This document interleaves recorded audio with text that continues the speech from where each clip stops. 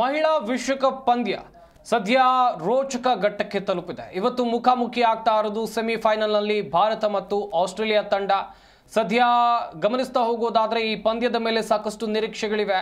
ಆಸ್ಟ್ರೇಲಿಯಾವನ್ನ ಮಣಿಸುವ ನಿಟ್ಟಿನಲ್ಲಿ ಭಾರತೀಯ ತಂಡ ಎಲ್ಲ ಪ್ಲಾನ್ಗಳನ್ನು ಹಾಕ್ಕೊಂಡಿದೆ. ಸದ್ಯ ಆಸ್ಟ್ರೇಲಿಯಾ ಮಹಿಳಾ ತಂಡ ಟಾಸ್ ಗೆದ್ದು ಬ್ಯಾಟಿಂಗ್ ಅನ್ನು ಆಯ್ಕೆ ಮಾಡಿಕೊಂಡಿದೆ. 15 ಓವರ್ಗಳಲ್ಲಿ 107 ರನ್ ಗಳಿಸಿ 1 ವಿಕೆಟ್ ಅನ್ನು ಕಳ್ಕೊಂಡಿದೆ ಸದ್ಯ ಆಸ್ಟ್ರೇಲಿಯಾ ತಂಡ. ಕಾದ್ ನೋಡಬೇಕು. ಎಲಿಸ್ ಪೆರ್ರಿ ಬ್ಯಾಟಿಂಗ್ ಮಾಡ್ತಾ ಇದ್ದಾರೆ. ಈಗ 30 ರನ್ ಅನ್ನು ಬಾರಿಸಿದ್ದಾರೆ. 29 ಬಾಲ್ಗಳಲ್ಲಿ 30 ರನ್ ಎಲಿಸ್ ಪೆರ್ರಿ.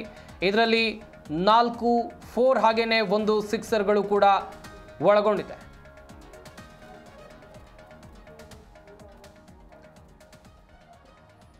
ಹದಿನಾರು ಓವರ್ ಮುಕ್ತಾಯಕ್ಕೆ 2 ವಿಕೆಟ್ ನಷ್ಟ ಆಗಿದೆ ಎನ್ನುವಂಥ ಮಾಹಿತಿ ಸಿಗ್ತಾ ಇದೆ.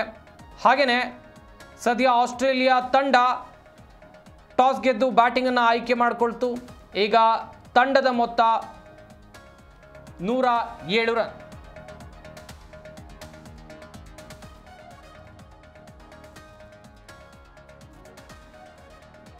ಸದ್ಯ 1 ವಿಕೆಟ್ ನಷ್ಟಕ್ಕೆ ಆಸ್ಟ್ರೇಲಿಯಾ 107 ರನ್ ಬಾರಿಸಿದೆ. 16 ಓವರ್ ಮುಕ್ತಾಯ ಆಗಿದೆ. ಇನ್ನು 4 ಓವರ್ ಬಾಕಿ ಇದೆ. ಕಾದ್ ನೋಡಬೇಕು ಟೀಮ್ ಇಂಡಿಯಾಗೆ ಎಷ್ಟು ದೊಡ್ಡ ಮೊತ್ತವನ್ನು ಆಸ್ಟ್ರೇಲಿಯಾ ತಂಡ ನೀಡುತ್ತೆ ಎನ್ನುವಂಥದ್ದಾಗಿ. ಯಾಕಂತ ಹೇಳಿದ್ರೆ ಕಳೆದ ಬಾರಿಯೂ ಕೂಡ ನಾವು ಕಳೆದ ಪಂದ್ಯಾಟದಲ್ಲೂ ಕೂಡ ನೋಡಿದ್ವಿ. ಸ್ಮೃತಿ ಮಂದಾನ ಅದ್ಭುತವಾಗಿ ಬ್ಯಾಟ್ ಬೀಸಿದ್ರು. ಆದರೂ ಕೂಡ ಆಸ್ಟ್ರೇಲಿಯಾದ ಎದುರು ಭಾರತ ತಂಡ ಸೋಲ್ಬೇಕಾಗಿ ಬಂತು.